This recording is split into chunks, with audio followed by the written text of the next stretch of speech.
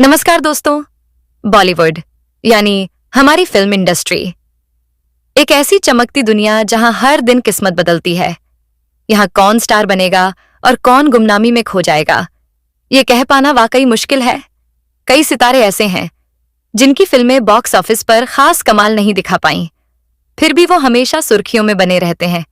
वहीं कुछ ऐसे भी कलाकार हैं जिन्होंने एक के बाद एक सुपरहिट फिल्में दी, लेकिन आज वो कहां हैं इसका किसी को अंदाजा नहीं। ऐसी ही एक अदाकारा की कहानी हम आज आपके सामने लेकर आए हैं। एक ऐसी अभिनेत्री जिसने करीब 100 फिल्मों में काम किया, जिनमें हिंदी, तेलुगु, तमिल, मलयालम और कन्नड़ भाषाएं शामिल हैं।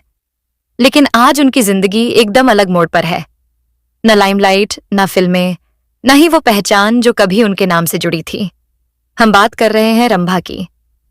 वही रंभा जिन्होंने 1997 की सुपरहिट फिल्म जुड़वा में सलमान खान के ऑपोजिट रूपा का किरदार निभाया था।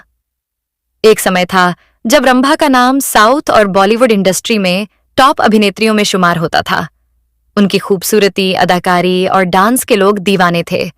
लेकिन आज रंभा कहाँ हैं, किस हाल में हैं, और आखिर उन्होंने फिल्म इंडस्ट्री से दूरी क्यों बना ली? इस वीडियो में हम रंभा की जिंदगी के उन पहलुओं से पर्दा उठाएंगे जिनसे शायद आप अब तक अनजान थे। दोस्तों, रामबाण नाम से मशहूर हुई इस अभिनेत्री का असली नाम विजय लक्ष्मी है। विजय लक्ष्मी का जन्म 5 जून 1976 को आंध्र प्रदेश के एक शहर विजयवाड़ा में एक तेलुगु भाषी परिवार में हुआ था। उन्होंने अपनी स्कूल की पढ़ाई भी विजयवाड़ा के एट कैंसल सीनियर सेकेंडरी स्कूल से पूरी की। विजय लक्ष्मी जब 7th स्टैंडर्ड में थी तो उन्होंने अपने स्कूल के एनुअल फंक्शन में एक रोल प्ले में पार्टिसिपेट किया था। जब विजय लक्ष्मी 7वीं कक्षा में थीं, तो उन्होंने अपने स्कूल के एनुअल फंक्शन में एक रोल प्ले किया था। उन्होंने अम्मावरू यानी मदर गॉडेस का किरदार निभाया था, जो फंक्शन में मौजूद चीफ गेस्ट को बेहद पसंद आया। वह चीज गेस्ट कोई और नहीं बल्कि फिल्म डायरेक्टर हरिहरन थे। हरिहरन जी ने विजय लक्ष्मी से बात की और कहा कि अपने भाई को मुझसे मिलने के लिए भेजो। अगले कुछ दिनों में हरिहरन जी की टीम विजय लक्ष्मी के घर लुक टेस्ट के लिए पहुंच गई। विजय लक्ष्मी यह सोचकर काफी ज्यादा खुश थी। लोगों को अभी तक टीवी स्क्रीन पर देखती आई थी, अब उनसे मिलने का मौका मिलेगा, और इस तरह विजय लक्ष्मी को मिली। उनकी पहली मलयालम फिल्म सरगम थी। जब यह फिल्म रिलीज हुई तो बैनर पर एक्ट्रेस का नाम विजय लक्ष्मी की जगह अमृता लिखा गया, क्योंकि एक्ट्रेस पर विजय लक्ष्मी नाम सूट नहीं करता। इस फिल्म को काफी पसंद किया गया।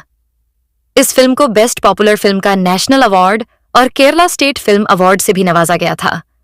हालांकि विजय लक्ष्मी यानी अमृता इन अवार्ड्स को रिसीव करने नहीं गई, क्योंकि उन्हें अवार्ड्स वगैरह की ज्यादा जानकारी नहीं थी। आखिर वह सिर्फ 15 साल की तो थी। पर इसके बाद विजय लक्ष्मी को फिल्मों में काम करना इतना पसंद आने लगा कि उन्होंने 7th क्लास के बाद पढ़ाई छोड़ दी और अपना पूरा ध्यान सिर्फ फिल्मों की तरह लगाया। सरगम फिल्म के बाद डायरेक्टर ईद सत्यनारायण की नजर अमृता पर पड़ी और उन्होंने अपनी अगली तेलुगु फिल्म में उन्हें राजेंद्र प्रसाद के अपोजिट कास्ट कर लिया। फिल्म का नाम था अधरू चट्टी गदीलो कड़ू उप्पू। इस फिल्म में अमृता का कैरेक्टर नाम था रंभा। यह फिल्म बॉक्स ऑफिस पर अच्छी खासी हिट हुई और तभी से विजय लक्ष्मी ने अपना नाम अमृता से बदलकर रंभा रख लिया। इस फिल्म के बाद उन्हें कई सारी पिक्चर्स के ऑफर्स मिले। रंभा भले ही तेलुगु फिल्मों में काम कर रही थीं, लेकिन रहती थीं चेन्नई में। तमिल दर्शक तेलुगु फिल्में देखना कम पसंद करते हैं। इस वजह से रंभा को तमिलनाडु में वह पॉपुलैरिटी नहीं मिल पाई जिसकी वो हकदार थीं। फिर उन्होंने तमिल फिल्मों में काम करने का निर्णय लिया और वहां भी अपनी जगह बना ली। फिर रंभा ने 1995 में फिल्म जन्नत से मिथुन के ऑन पॉजिट बॉलीवुड में डेब्यू किया। उस समय दिव्या भारती और श्रीदेवी जैसी अभिनेत्रियां बॉलीवुड और साउथ दोनों में छाई हुई थीं, और रंभा की शक्ल उनसे मिलती जुलती थी, जिससे उन्हें भी दर्शकों का काफी प्यार मिला। 1993 में जब दिव्या भारती की अचानक मृत्यु हो गई, तब उनकी कुछ फिल्में अधूरी थीं, जिनमें से कुछ फिल्में रंभा को और कुछ श्रीदेवी को मिलीं। बॉलीवुड में एंट्री करने के बाद उन्होंने लगातार 4 फिल्में मिथुन के साथ की थीं, पर उन्हें ज्यादा पॉपुलैरिटी नहीं मिली। उनको जिस फिल्म से बॉलीवुड में पहचान मिली, जिसमें बॉलीवुड के भाई जान यानी सलमान खान की फिल्म जुड़वा में काम करने का मौका मिला। इस फिल्म में रंभा ने रूपा का किरदार निभाया था, जो दर्शकों को काफी पसंद आया। इसके बाद रंभा ने बहुत कम वक्त में ही बड़े एक्ट्रेस जैसे अक्षय कुमार, अजय देवगन, गोविंदा और सुनील शेट्टी के साथ काम किया और शोहरत हासिल की। इसके बाद उन्हें और भी कई फिल्मों में काम किया, लेकिन सबका किरदार एक जैसा था, यानी उन्हें एक तरह के रोल के ऑफर किए जाते थे। उन्हें कुछ अलग रोल का इंतजार था जो उन्हें नहीं मिला। बस इसी वजह से उन्होंने 2002 में आई फिल्म जानी दुश्मन के बाद बॉलीवुड से एक्टिंग को बाय बाय कह दिया था। कुछ लोग यह भी बताते हैं कि उनके वेट की वजह से उन्हें सिर्फ आइटम सॉन्ग ऑफर किए जाते थे जो उन्हें ज्यादा पसंद नहीं थे, इसीलिए उन्होंने धीरे धीरे बॉलीवुड मूवीज में काम करना बंद कर दिया था। लेकिन काफी कम वक्त में ही उन्होंने कई फिल्मों में काम किया था। हिंदी फिल्मों की बात करें तो जुर्माना, जंग, कहर, घरवाली, बाहरवाली, क्योंकि मैं झूठ नहीं बोलता, और जानी दुश्मन, ये सारी उनकी जानी मानी फिल्म्स में से एक है।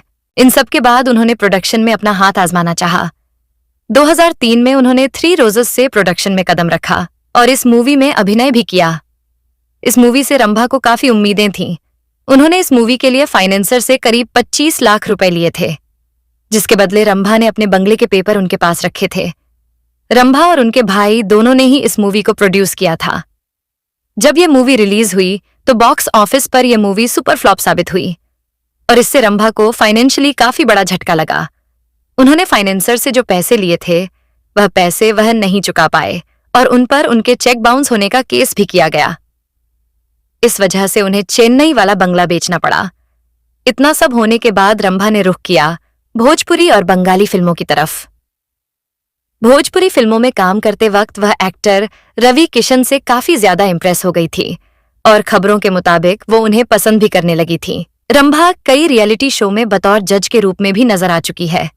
कुछ वक्त बाद बाथरूम फिटिंग कंपनी उन्हें अपने कंपनी का ब्रांड एम्बेसडर बनाना चाहती थी। इस कंपनी के सीईओ थे इंद्र कुमार पद्मनाथन, जो कि बाद में रंभा के बॉयफ्रेंड बने और फिर उनके हस्बैंड। 8 अप्रैल 2010 को रंभा ने श्रीलंकन तमिल बिजनेसमैन इंद्र कुमार पद्मनाथन से शादी कर ली और टोरंटो शिफ्ट हो गई। लेकिन शादी के बाद भी रंभा की जिंदगी में उतार चढ़ाव बनी रही। जब वो अपने हनीमून पर गई थी तब उन्हें पता चला कि इंद्र कुमार पहले से शादीशुदा है और इंद्र कुमार ने पहली बीवी को तलाक दे दिया और दूसरी शादी कर ली। इसके बाद दोनों के बीच काफी विवाद खड़ा हो गया था, लेकिन फिर दोनों कुछ आपसी सहमति से साथ रहने को राजी हो गए। शादी के 1 साल बाद रंभा को एक बेटी हुई। इसके बाद रंभा बताती है कि ससुराल वालों ने इन पर अत्याचार शुरू कर दिया था। एक समय ऐसा भी आया जब इंद्र कुमार ने उनके खिलाफ कोर्ट में केस दायर कर दिया। हालांकि बाद में कोर्ट की समझाइश और इंद्र कुमार की माफी के बाद रंभा ने सब कुछ भुलाकर फिर से साथ रहने का फैसला किया। इसी दौरान उनके घर एक और बेटी का जन्म हुआ, लेकिन कुछ ही समय बाद फिर से मतभेद उभरने लगे। इस बार विवाद था बच्चों की कस्टडी को लेकर। रंभा ने 2016 में अपने पति को छोड़कर भारत लौटने का फैसला किया और डिवोर्स के लिए अर्जी लगा दी। उन्होंने कोर्ट में यह भी कहा कि इंद्र कुमार हर महीने 25 लाख रुपया कमाते हैं, तो बच्चों के पालन पोषण के लिए 2.5 लाख रुपए प्रति माह की डिमांड कोई बड़ी बात नहीं है। तभी एक और झटका लगा। रंभा की भाभी ने दहेज प्रताड़ना का केस रंभा और उनके भाई पर दर्ज करवा दिया। एक समय की सुपरस्टार जो लाखों दिलों की धड़कन थी, अब कोर्ट के चक्कर काट रही थी। लेकिन कहते हैं ना, अगर रिश्ता सच्चा हो तो हालात कितने भी मुश्किल क्यों ना हो, उसे जोड़ने का एक रास्ता निकल ही आता है। रंभा और इंद्र कुमार फिर एक बार साथ आ गए।